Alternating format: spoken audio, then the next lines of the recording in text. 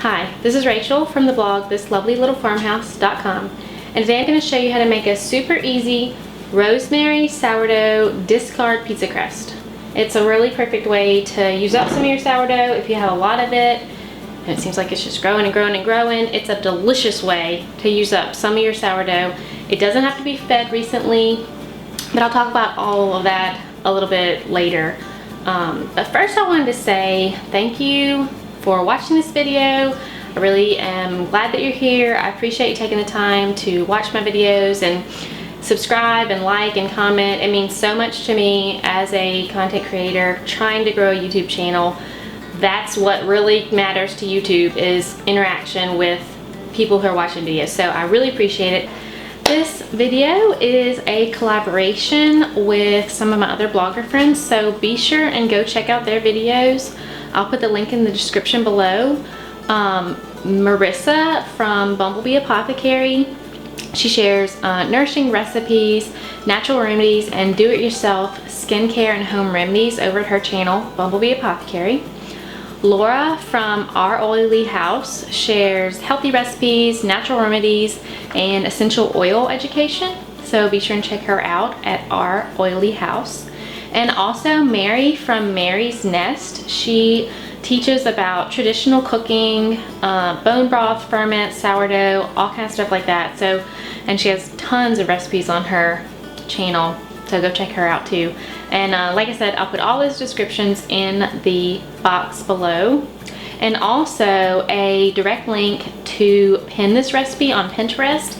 If it's something that you think sounds good and you want to be able to save it for later, just click on that link and go pin it straight to your favorite sourdough discard or sourdough board.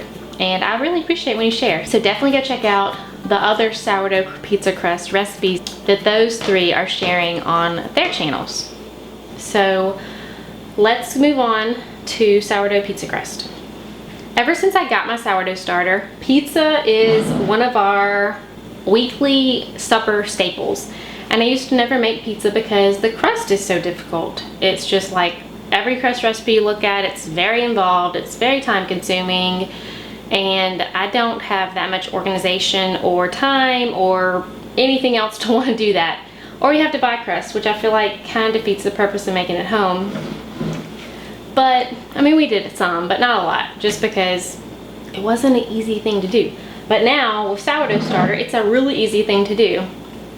Seriously, every time I make sourdough pizza crust, I text my mom and say, it is worth having a sourdough starter just so you can make the pizza crust, because it's that good and it's super easy. Now this isn't like an artisan pizza crust that you would get from some kind of fancy pizza place, but it is quick and it is easy. It's more, the way I like to do it, it's more of a thin, crunchy, holds up all those toppings kind of crust. It's not soft and chewy like something you get from Whole Foods or something like that. So it might not be what you're looking for, but it's super easy, it's super quick, and it's really delicious. We love it in our house. So give it a try, but don't expect, don't have these expectations in your mind that it's going to be this artisan crust, because it's not. It's not something that took 3 days to make or whatever, a really long time. So it's not going to be the same. So I'm not going to go into all the details about why sourdough's good for you and all that stuff, but I will talk a little bit at the end of the video about my specific sourdough and why I like it so much, because it stays in the refrigerator all the time. You're actually not supposed to leave it out at all, but it stays in the refrigerator all the time. You take it straight out and use it, so it's so easy and maintenance free. It's not out on the counter and all that kind of stuff, but I love it, and I'll talk a little bit more about it at the end. But if you're interested in that, just keep on watching, and at the end I'll talk a little bit more about my specific starter. And also, I need to put a little disclaimer in here, because I can't take credit for this idea or method of starter, because it's actually learned it from Lisa at Farmhouse on Boone. If you don't follow her, you should, because she shares really awesome recipes and videos on her blog and on her YouTube. So if you're not following her, go check her out. She is definitely a treasure trove of inspiration, and I love following along with her. So when my first kind of like experience with sourdough was a rosemary sourdough bread from Whole Foods, and I really loved it.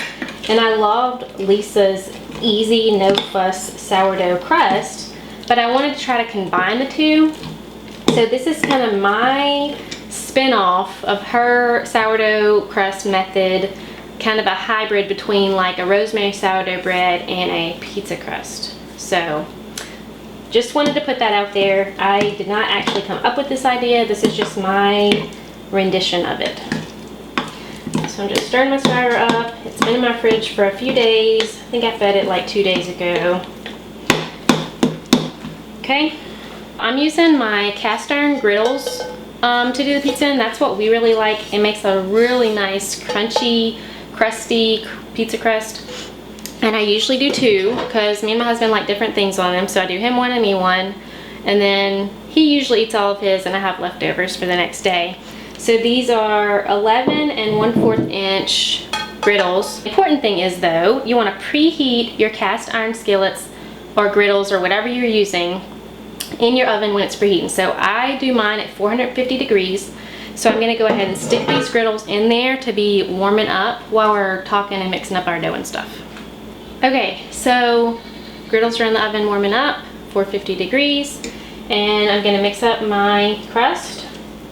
So I'm gonna take my unfed sourdough starter, I took it straight out the refrigerator, and I'm gonna do a cup to a cup and a half, and that's the amount that I like for those 11 and 1/4 inch griddles. Now, you'll have to play around with it a little depending on what your pan size is or your skillet or cookie sheet, whatever you're making it on. You're gonna have to adjust it to what you like, but that's what, for that size, I think that's perfect because I like a thin, crispy crust.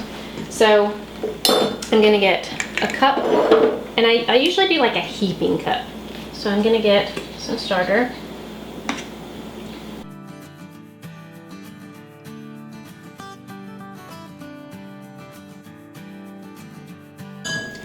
And then I also, the second one, I'll do it with like a cup and a half, which is if you like a thicker crust. So I'll do it and you can see the difference between the two.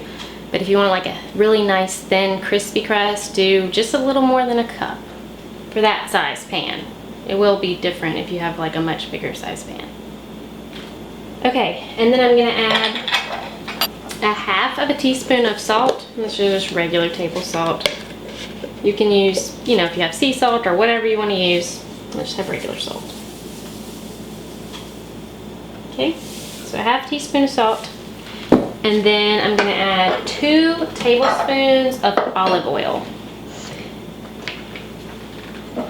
And olive oil, it just gives it a really nice flavor. But I like to put my oil in, mix it in with the crust. Okay.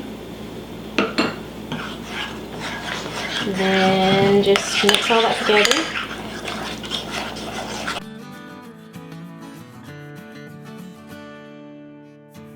And then I'm gonna add in about a tablespoon of really finely chopped fresh rosemary.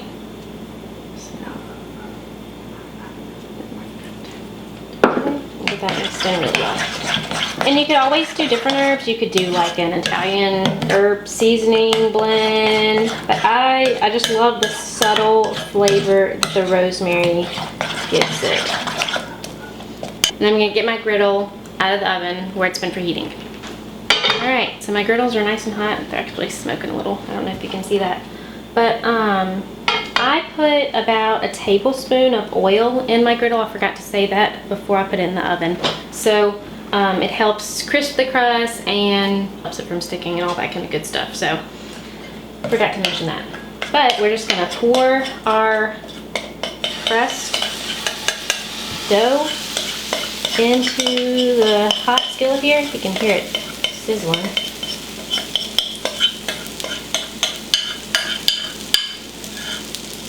Okay, and then just spread it around.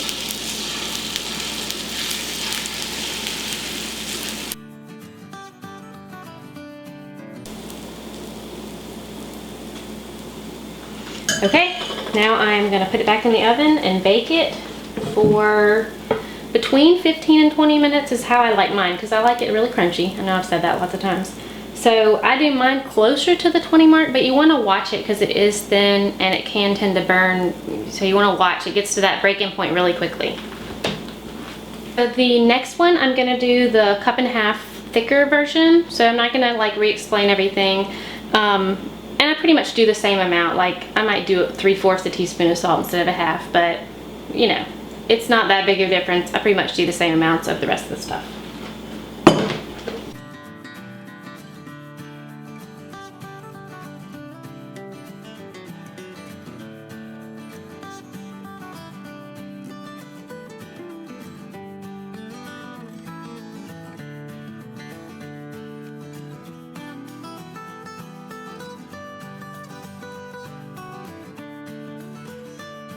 Okay, so this is my first crust, and I actually let it go a little bit too long. You can see it had some thin spots where it kind of started to get a little too dark, but it is completely loose from the pan. It's hot though. It's nice and crispy on, to get a knife. If I can use this spoon. It is nice and crispy on the back side here, but not burnt. And didn't stick at all to the pan, and this is even the not seasoned one, so you can tell that it's really loose. It just comes up from the pan. And but this is like the thickness of it. It's thin and crispy, and those places it won't burn because when I put my toppings on, that'll be covered up, so it'll be good.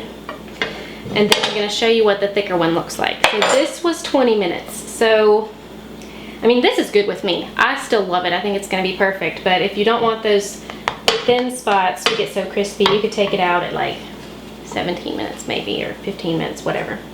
So I'm going to set this one aside, and then we'll check out the thicker one. Okay, and here is the thicker one. And I will lift up a little bit and show you it. Kind of the thickness on it. I don't know if you can tell very well, but it is a little bit thicker, not a lot. And it doesn't, with it being thicker, it doesn't cook, so it's not as crispy on the top, but it's still really nice and crispy on the bottom. It still does not stick at all. It just comes right up, so you could slide it out. But anyway, so that's how you do the pizza crust. It really doesn't get much easier than that. While your crusts are baking, you can prepare all your other toppings, grate your cheese and cut your onions and saute your onions, whatever you might do. And then you just top it and stick it back in there until the cheese is melted and cooked. You know, I like mine to be kind of cooked on top, but however much you like it. And it's a really hearty, sturdy crust. So that's why I really like it for homemade, because we like to pile the toppings on our pizza. We do like everything but the kitchen sink style pizzas, and so with all those toppings, you really need a sturdy crust that's not going to just flop when you try to pick it up. And this doesn't. This crust delivers the deliciousness. So I hope you'll give it a try and let me know what you think. Okay, so a little bit about my starter. This is the Bread for Life starter from Sourdough Starter. It's a online food co-op where you order and they make deliveries. They're like in the Ozark Mountains, and they make deliveries all over the country every month. And then you have a local pickup where you have someone who organizes the drops and all that stuff, and you go and pick up your food once a month. So I was wanting to start sourdough.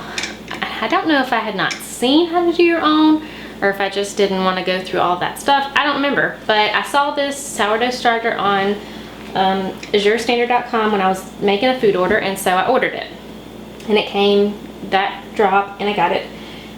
What I really loved about it, like I said earlier, is that it stays in the refrigerator all the time. So it's very low maintenance. You feed it, put it back in the refrigerator. You feed it, use it, put it back in the refrigerator. It's super easy.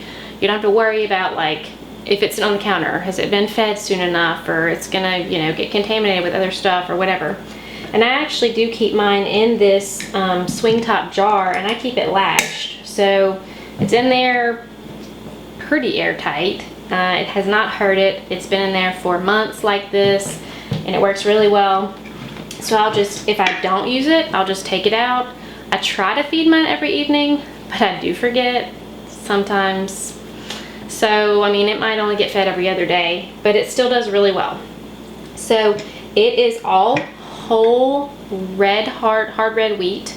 that is what they recommended to feed it, and so that's what I get to feed it. I order the flour from Your Standard as well.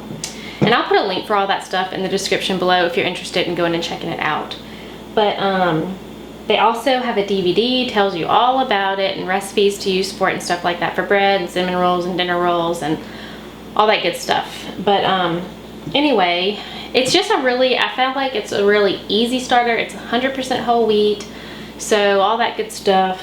So yeah, check it out if it's something you're interested in, because I think it's personally the easiest way to do sourdough. And then after I bake with it, after I take some out, I'll just refeed it. You feed it a cup of flour and a cup of water, or a little bit less water depending on how thick you want it to be. But I typically will do a cup and a cup, or a little bit less water. But like lately, I've been making a lot of pizza, a lot of muffins and things like that. So I'll feed it however much I want. Like, I try to keep about a half a jar. My problem is I have not enough sourdough starter, not too much. So I will probably feed it like 2.5 cups of flour and 2 cups of water, or maybe even 3 cups of flour and 2.5 cups of water, and mix it all up and stick it back in the fridge. Hope you enjoy it, and I'll see you in the next video. Bye.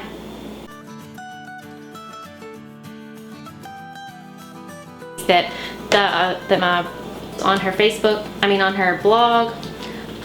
And then I'm gonna get my pan, my skillet, griddle. It's getting